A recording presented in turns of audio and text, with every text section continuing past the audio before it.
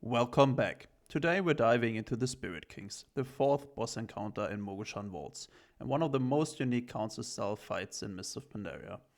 Unlike most bosses, the Spirit Kings don't attack all at once. Instead, they activate one at a time, but each one leaves behind a mechanic that stays in the fight. By the end, you're juggling multiple deadly abilities at once. Whether you're new to this raid or you just need a quick refresher, this guide will break down each king's abilities, key strategies, and how to survive the chaos, both in normal and heroic modes. Let's get into it. Qiang the Merciless is the first boss to activate in the Spirit Kings encounter. He's all about big frontal damage and tight movement. The whole raid should stay stacked in melee range to manage his mechanics cleanly. Let's go over what he does. Flanking orders. Qiang summons a wave of ghostly soldiers that march in a straight line across the room. Getting caught in their path is an instant kill. The formation always spawns from one side and moves to the other, so keep an eye on where it begins and sidestep accordingly. On normal mode, he only spawns one line, so it's fairly easy to dodge if the raid stays grouped up and reacts together. This ability continues even after Qiang is defeated, so get used to dodging early. Massive attacks. Every few seconds, Qiang targets his tank with a massive attack, a heavy cleave that deals damage split between all players in front of him. To handle this, the entire raid should stack in melee range and stay in front of Qiang, soaking the damage together. Splitting this properly prevents the tank from getting overwhelmed. Annihilate is a wide frontal cone that deals lethal damage to anyone caught in it. When he starts casting it, the entire raid should quickly move behind Qiang, passing through him together to avoid getting clipped. Once it ends, everyone returns to melee range and resumes stacking for the next massive attack. Qiang's mechanics are simple but punishing. Good group movement and tight stacking make this phase smooth, and you want it to be because his flanking orders will stick around for the rest of the fight. Next up is Subetai the Swift. He brings ranged pressure and ground targeted abilities that require quick reactions and smart positioning. Let's go over what to expect. Pillage. Subetai charges a random player and drops a pillage zone where they were standing. Anyone caught inside takes increased damage, deals less damage, and receives reduced healing, so it's important to move out of it immediately. If you're the target, try to place the zone away from the raid. The rest of the group should quickly sidestep to avoid standing in it. Pillage stays throughout the fight, even after Subetai is dead. Rain of Arrows targets a random ranged or healer, stunning them in place and dealing damage over time. This ability also hits anyone nearby, so ranged and healers need to stay spread out to avoid multiple players getting stunned together.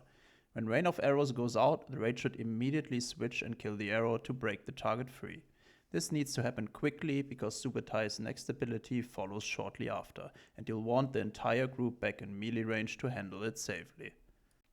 Volley targets a single raid member and fires a cone of arrows in their direction, dealing AoE damage to anyone caught in the path. To handle this cleanly, the entire raid should be stacked in melee before Volley goes out. When you're stacked, the cone is easy to see and dodge together, minimizing the risk of players getting caught by surprise or split off from the group. Subetai's mechanics are about quick movement and proper spacing. Dodge pillage, spread for rain, and stack tight for volleys. Now let's move on to Zian, the Endless Shadow. Next is Zian of the Endless Shadow. He brings constant raid-wide pressure and shadow-themed mechanics that force your group to stay alert and mobile. His abilities aren't complex, but if your raid gets sloppy, the damage can stack up fast, especially as previous bosses' mechanics are still active. Let's break down what Zian does. Zian spawns an Undying Shadow at a random player's location. It deals ticking shadow damage to anyone within 10 yards until it's killed. Once it dies, it leaves behind a void zone. The shadow fixates on the closest player, so a designated range or mobile player can kite it safely away from the group. Once it's down, everyone should immediately move out of it. This mechanic continues even after Zian is defeated, so get used to managing it early. Zian casts Shadow Blast at a random player's location, dealing AoE damage in a small radius. It's interruptible, but if it goes off, anyone nearby will take a big hit, so the raid should stay spread out. He also casts Charged Shadows, an unavoidable shadow chain lightning that hits a random target and jumps to anyone within 8 yards. Both abilities punish clumping, so keeping proper spacing is key during this phase. Last up is Meng the Demented. He cycles between two different states, Crazed and Cowardize. each with unique effects on the raid and the tanks. Handling him is all about managing interrupts, coordinating cooldowns, and deciding how long to stay in each phase based on your group's tools. Let's look at how his abilities work and how to deal with them. Maddening Shout causes the entire raid to lose control and start attacking each other until everyone is brought below 50% health. To handle this, the entire raid should stack tightly before the cast, so AoE abilities can break the shout quickly. But be careful, don't use dots or debuffs like weakening blows, or you risk killing your teammates. The ideal ability here is something like Blade Storm without bleeds, or Controlled Cleave. During the Crazed phase, Meng occasionally casts Crazy Thought, which increases his insanity bar, pushing him faster towards the next phase. You can interrupt this cast to delay the transition and stay in Crazed longer, but only do that if your tanks have the cooldowns to handle the rising damage. In the Crazed phase, Meng builds up a bar called Insanity and deals increasing physical damage the longer the phase lasts. You can use interrupts to stop him from casting Crazy Thought, which delays the transition to Cowardize and lets him stay in Crazed longer. This is only recommended if your tank has strong cooldowns and externals to survive the ramping damage.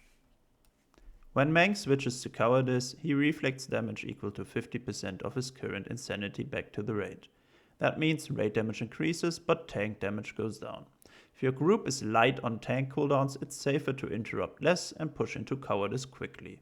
The idea is to alternate between both phases, staying in Crazed as long as your tank can handle it, and using Cowardize as a recovery window for the healers. Meng's difficulty is all about balance. How long can you survive Crazed without falling apart, and when do you need to shift gears into Cowardize? With the right interrupts and cooldowns, you can control the fight's rhythm. Now that we've gone over each boss and their abilities, let's break it all down with a quick normal mode summary, boss by boss. These are the core things your raid needs to stay on top of during the pull. Positioning, movement and coordination. Get these right and the fight stays clean. Miss them and it falls apart fast. Let's start with Qiang the Merciless. For Qiang, the focus is on stacking and clean group movement. The raid should stack in front of Qiang to help soak his massive attacks, and when he casts Annihilate, move through the boss together to avoid the frontal hit. When flanking orders spawn, dodge as a unit, move together as a group, do not scatter. Here are a few extra tips to make this phase even smoother. Put down world markers so everyone knows where to move. Assign one person to call up movement for flanking orders, it keeps things coordinated. And after the raid has practiced the movement, tanks can turn Qiang around just before Annihilate to give the raid a cleaner transition through the boss. Subetai brings targeted mechanics that rely on spacing and group positioning. When he casts Pillage, everyone should be ready to sidestep out of the zone quickly, ideally baiting it away from the stack. Healers and range should stay spread to avoid multiple players getting stunned by rain of arrows. Once the arrow lands and the pinned player is freed, the raid should collapse into melee again. That makes dodging Volley much easier, since it only targets one person but fires a cone in their direction. Players with mobility spells like Blink or Displacer Beast, as well as those with immunities, can break themselves out of rain of arrows. And if you ever have a healer pinned down or multiple players stuck, a Paladin's Hand of Protection can be used to free one of them instantly. Using these tools smartly can save time and help the raid stay in control going into the next mechanic. Zian focuses on shadow damage and positioning. The raid should stay spread to reduce splash damage from Shadow Blast and avoid chaining charged shadows. Assign interrupts and make sure Shadow Blast gets kicked whenever possible. When he spawns Undying Shadows, have a mobile player kite them along the edges of the room away from the raid. Once the ad dies, make sure no one stands in the void zone it leaves behind. Shadow Blast can and should be interrupted consistently. Set up a reliable interrupt rotation, ideally using players with low cooldowns. Warriors with the root interruption glyph are especially strong picks here, as their interrupts comes with a damage boost. Meng's fight is all about controlling chaos and managing raid damage in the right phase. When he casts Maddening Shout, the whole raid needs to stack tightly and avoid using dots or cleave effects. The goal is to bring everyone under 50% health safely. No overkill. During the Cowardize phase, Meng reflects damage back to the raid. This is when you need to slow your DPS, especially on heavy burst windows. Throughout the fight, make sure there's clear communication between tanks and healers, especially if you plan to extend the Crazed phase using interrupts and tank cooldowns. Warriors should save Bladestorm specifically for Maddening Shout and make sure it's used without any bleeds or dots active to avoid killing other players.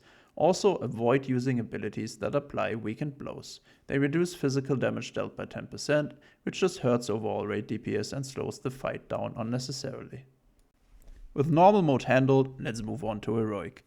On Heroic difficulty, each Spirit King gains one new ability, and instead of waiting for one boss to die before the next activates, the next king joins the fight when the current one drops below 30%.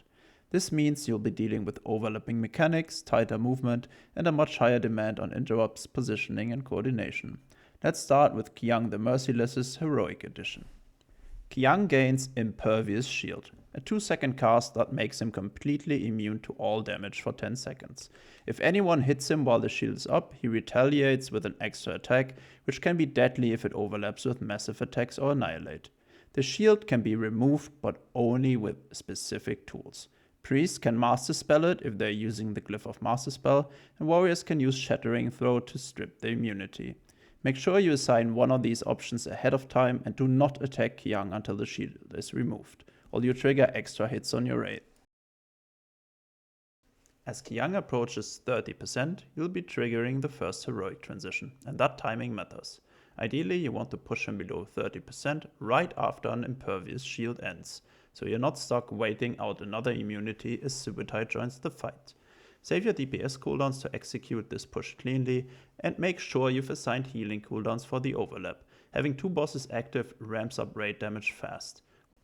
On Heroic, Subetai casts Sleight of Hand, making him punish anyone who attacks, applying Robbed Blind, which cuts your damage and healing by 50% and increases physical damage taken.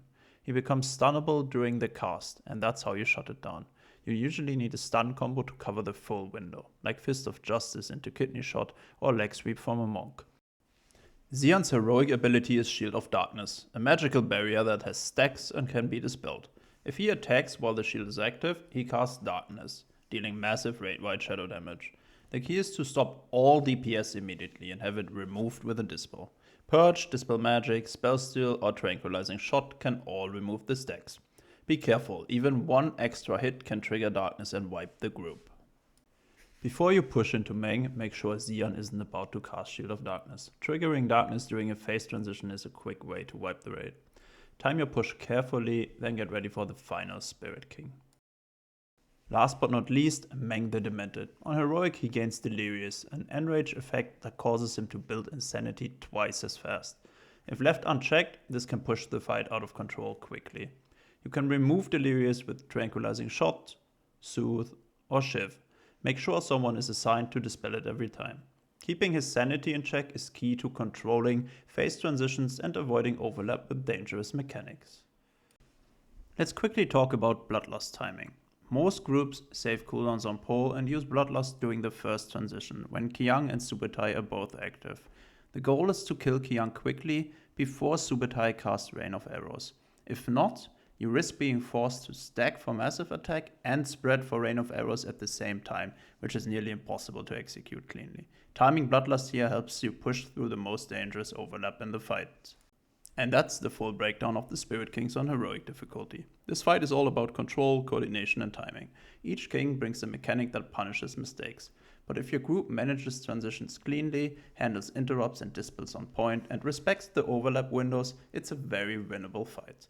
Hopefully this guide helped make the encounter clearer and more manageable for your team. If it did, consider leaving a like, sharing it with your raid group, and let me know in the comments what boss you'd like to see covered next. Good luck in Mogushon Vaults. I'll see you in the next one.